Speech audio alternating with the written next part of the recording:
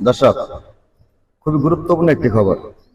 আপনারা আপনাদের কাছে একটা অনুরোধ থাকলো, আপনারা রাস্তায় যারা বের হবেন খুব সাবধানে চলাফেরা করবেন। রাস্তাঘাটে গাড়িগুলা দেখে চলাফেরা করবেন, কারণ কোনো প্রকারে জীবনকে আপনি ঝুঁকির দিকে ঠেলে দিবেন না। যানবাহন দেখে চলাফেরা করবেন। ঠিক সেরকমই আপনি আমার হেডলাইন দেখে বুঝতে পেরেছেন আমি কোন খবরটি আপনাদেরকে পড়ে শোনাচ্ছি।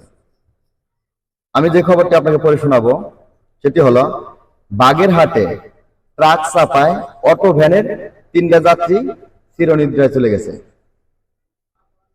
আমি হেডলাইনটা আবার বলছি, বাগেরহাটে এই ঘটনাটি ঘটেছে। বাগেরহাটে ট্রাক চাপায়, মানে একটা ট্রাকের চাপায় অটো ভ্যানের ভিতরে 3টা যাত্রী ছিল।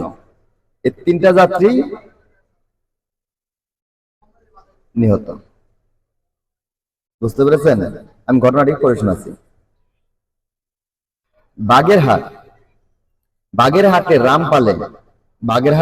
রামপালে আপনি মনোযোগ দিয়ে শুনে নেন। বাগেরহাটের রামপালে ট্রাকের চাপায়, মানে একটি ট্রাকের চাপায় ইঞ্জিন চালিত ভ্যানের 3টা যাত্রী নিহত হয়েছে।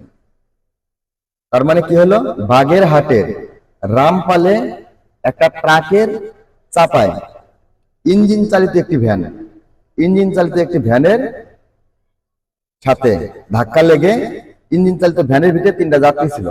এই 3টা যাত্রী পরপারে চলে গেছে, মানে নিহত হয়েছে। খুব মর্মান্তিক একটি ঘটনা না?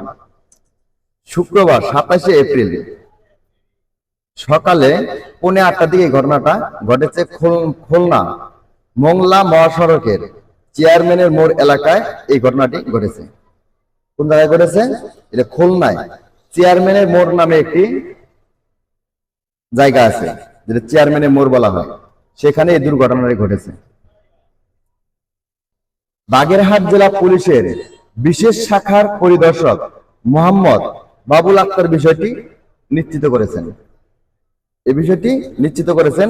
বাগেরহাট জেলা পুলিশের বিশেষ শাখার পরিদর্শক মোহাম্মদ বাবুল আক্তার বিষয়টি নিশ্চিত করেছেন। এই খবরটি প্রকাশ পেয়েছে অনলাইনে একটি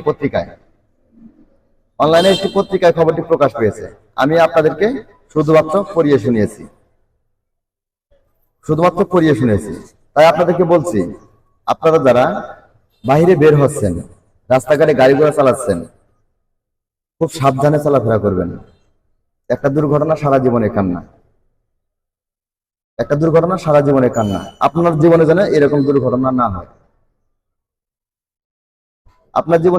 এই ধরনের দুর্ঘটনা না হয়, তাই খুব সাবধানে চলাফেরা করার চেষ্টা করবেন। ধন্যবাদ। দেখা হবে পরবর্তী আরেকটা ভিডিও নিয়ে। সেই বন্ধু সবাই সুস্থ থাকবেন, ভালো থাকবেন। আল্লাহ হাফেজ।